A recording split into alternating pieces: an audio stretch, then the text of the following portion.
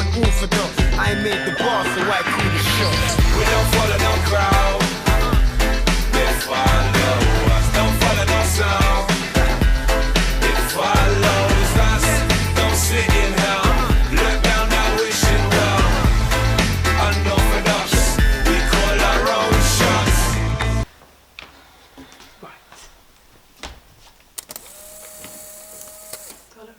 Right, okay, cool. You ready? Yeah. Okay, I'm ready. Right, hello everyone, I am Rachel and this is... I'm Strateraa. And today we are here with Unorthodox and we are with Strateraa talking about her reselling business. Okay, so just want to introduce yourself and... Yeah, so I'm Strateraa. Sorry. I'm with Rachel today and yeah, I'm a reseller. I mainly focus on the field of kind of high-end streetwear and everything I do is second-hand. And I'm also trying to weave my way into the fashion industry and perhaps get into styling and some other sectors of the industry.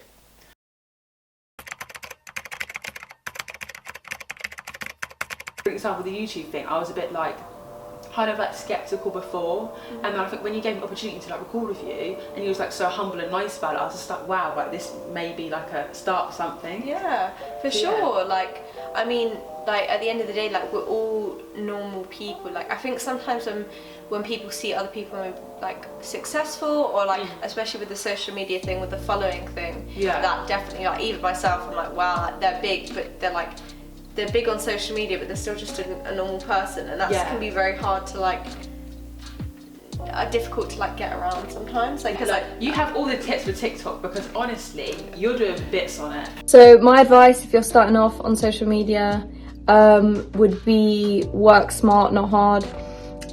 Find your audience, find your niche, and then figure out what works with that. Research things like watch time, front covers, trends, music that's trending, etc. Because at the end of the day, you can be pushing out 10, 15 videos a day and you're still not going to get, you know, to the same place one person can make a video and, you know, go viral overnight. So definitely, yeah, work smart, think of that concept, do your research, in terms of like, in order to progress, what people want to see. Also adopt ideas from other people. It's not, you know, nothing is really original anymore, so obviously as long as you're giving credit where it's due, take ideas, take inspiration from others, and yeah, it's a slow process and not everything's going to be right at first, but just start getting stuff out there constantly, and stay consistent with it. That's my advice. Had quite a few messages about pricing for Saturday, so here we go. Stussy tees starting about £25 for the single logo ones, price going up depending on the design and if it's vintage or not. Goes for Supreme and Bape. The more basic Supreme tees will start at about £40, price goes up to 60 to 80, and for more rare tees could be higher than that depending on... I remember seeing your Portobello Market one, and can we talk about that because did you the first one? Yeah, I think it was the very first ever one, and I can remember I was like watching it from like weeks forward, like you showing like the clothes you had and stuff like that, and you was just like, oh yeah, I'm gonna be this time, and I remember thinking, oh, I want to go to that, but I think I had work that day or something. Okay. And then I can remember after she posted a video like, oh yeah, we're sold out for everything, and I was like, oh my god, like she's purchasing clothes for like weeks. Like, let's talk to us about that because that was mad. That was like really surreal, I would say. That's the first moment I realised how much of an impact the social media had. Yeah.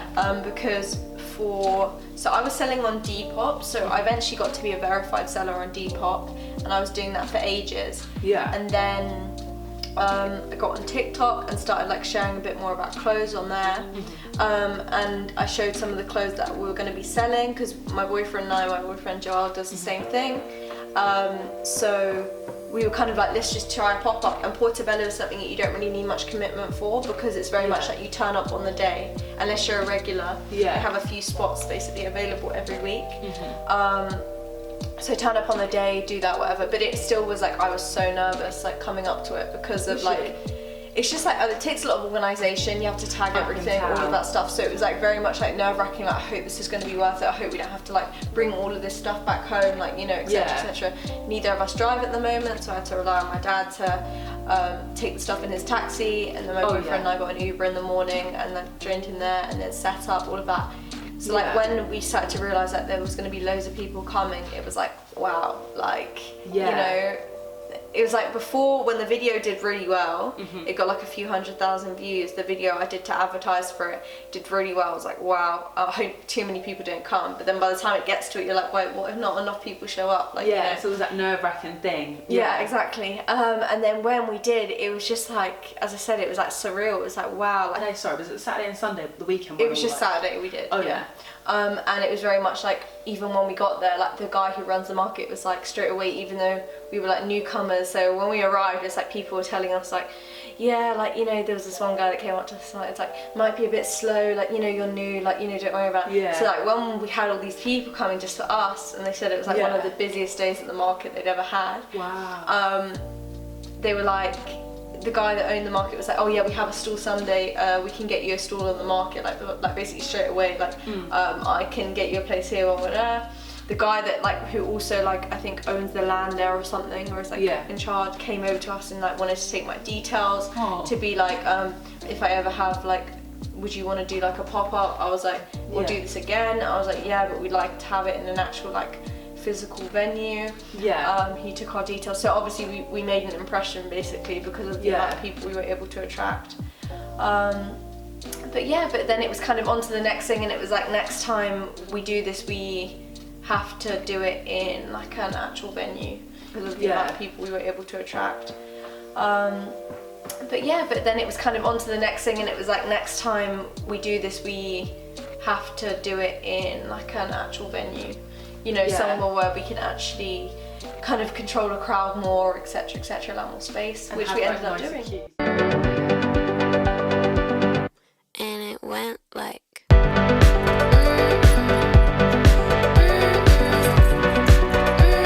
That's the second question as well. So you had the actual like pop-up and actual like location. Where was that? Like? That was just off Carnaby Street, in Fubert's Place, and that was again like surreal. Like, I was so nervous before that as well, because that took far more preparation. It was inside, you require like proper security. In terms of the venue itself, there are rules regarding COVID. It was an office before, so we had to basically turn an office into a shop, which isn't as easy as you think it would be. Like, I'm guessing like buying clothing racks. Bringing clothing rails. We don't have a van, so we had to do it in like 2 loads in my dad's taxi. Also, it was upstairs, which was problematic. It was literally like 3 floors up. Did they have lifts? No. Oh wow. So we had to like bring everything up. On your back. Oh my gosh, honestly, like it even makes me stressful like just thinking about it. And we had to like, they had desks everywhere, they had like their computers, all of that. So we have to like turn all of this space, and we can't even take anything out of the room because it's their office and it has to be back to an office on Sunday. Oh, so whose office was it actually beforehand? So it's my runway group, who are a team of people, and they used to have a store on Carnaby Street, and they support like black-owned businesses. So they worked with like Seventh and stuff like that. They have a lot of businesses in their store. They eventually moved to this office space, and because we were friendly with them, they allowed to let us basically like collab with them and let us use it. Oh, that's good. Which was amazing, and we're very grateful for that. But yeah, it was intense, and obviously at the age I'm at, things that are just like stressful, then obviously I knew it was going to be, it was a relief to see a queue, but at the same time it made me stressed because it was like, there was a long queue, and I know how the council can be and the problems. You know, if it was causing too much of a problem, they'd probably have just shut it down or whatever because of like how many people were outside. I was seeing videos like queues of people like wrapping around buildings. Literally, like, and in the end we had to like literally within the first hour we had to end up giving people time slots for later in the day because we couldn't continue the queue because it would block people's shops. Oh yeah. Wow, that's when you know you're doing bits. Yeah, it was pretty incredible.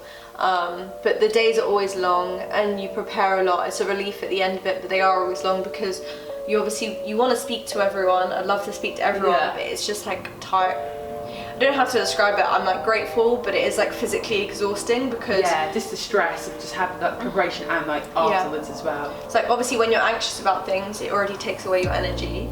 like Yeah. you know, and then a lot of people want to talk to you, and I want to talk to a lot of people, so you're constantly talking, and it's like, it's exhausting, but it's worth it. That sounds so fun. It looked fun. Was it like your friends or the counters or? Yeah, so we have you friends, had a whole like little crew. Yeah, but we did have, so we paid for a cleaner after, and then we also paid for like proper security because we thought it was worth that investment. That's good, yeah. So we got someone to be on the door downstairs and organise that. Very easy like job. Yeah. But yeah, it was really nice.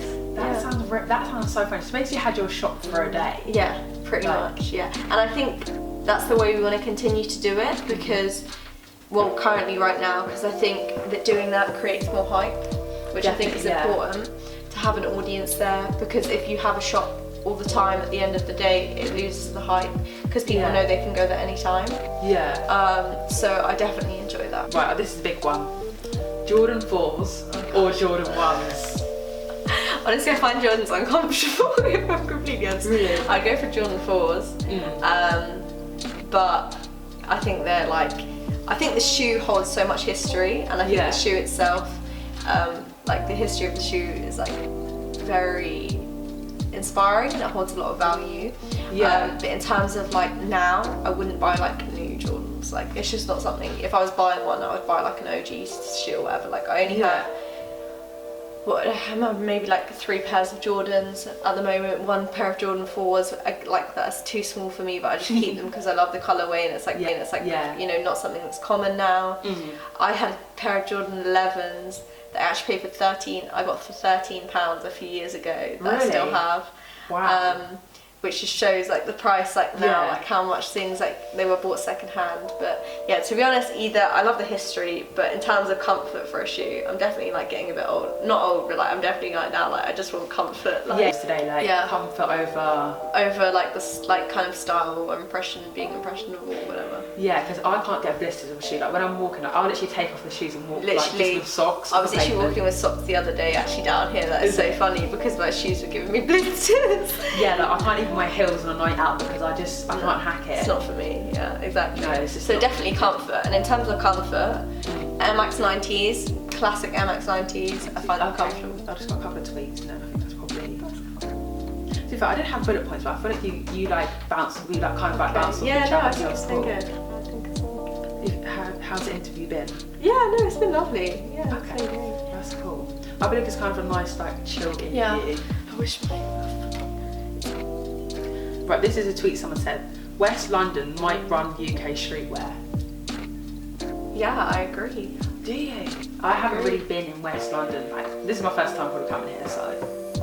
I mean, obviously the biggest brand in West London right now is Cortez. Oh, I see them. I don't know if you went to the thing, but I saw like those people that running. Yeah, when he was giving out some free t-shirts. Yeah, and socks and stuff. So that's definitely. I don't know about other parts of London, if I'm honest. But in terms of growing, like obviously you've had Trapster, which is originated in West London. Oh yeah. And then you have Cortez now, which is becoming like, not becoming the new Trapster because it's obviously its own brand, but it's taking over that kind of same genre. Yeah. And I think they're definitely very impactful. Also, I always talk about fashion and music culture always interlinking, and you can see that a lot more now as well. And the influence even on America that London is having, like, you know, you always see like a lot of artists come over here spending a lot of time here and really like the British culture, like Drake and things like that. Like, you know, you Drake see that practically lives here. You literally, like, he loves this place. Like, even my boyfriend works in Duke's Cupboard, and like Bella Hadid, Duke's Cupboard is a vintage shop in town. Oh, that's cool. And Bella Hadid came in there, and she was even talking about like considering moving to London and like things like that. Wow. So yeah, no, I think definitely it's like a New York. It's like, do you get what I mean? It's just like a city that people want to be in, and it's just good vibes. Good vibes, but people, and now it's kind of like.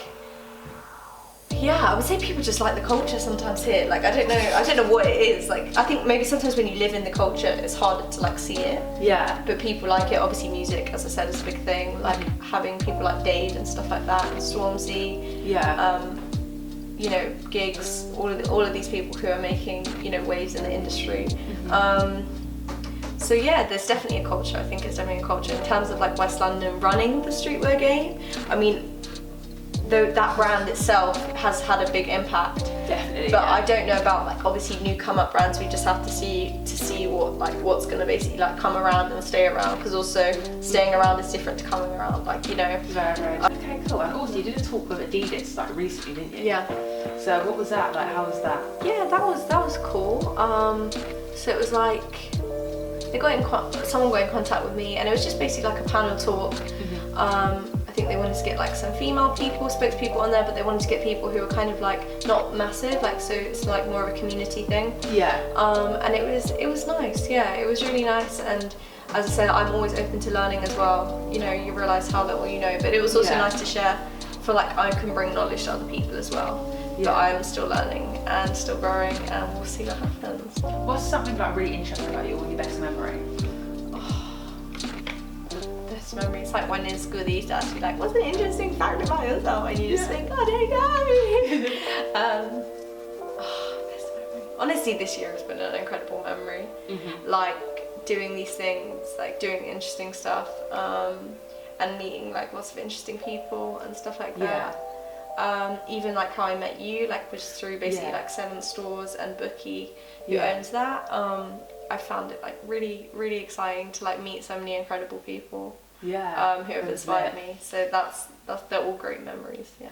But yeah, thank you so much everyone for watching. Thank you. I've been Rachel, you've been Strateraa, and this is Unorthodox, and thank you very much everyone for watching. Thank you. Peace out. Look down now, wishing well. Unorthodox, we call our own shots.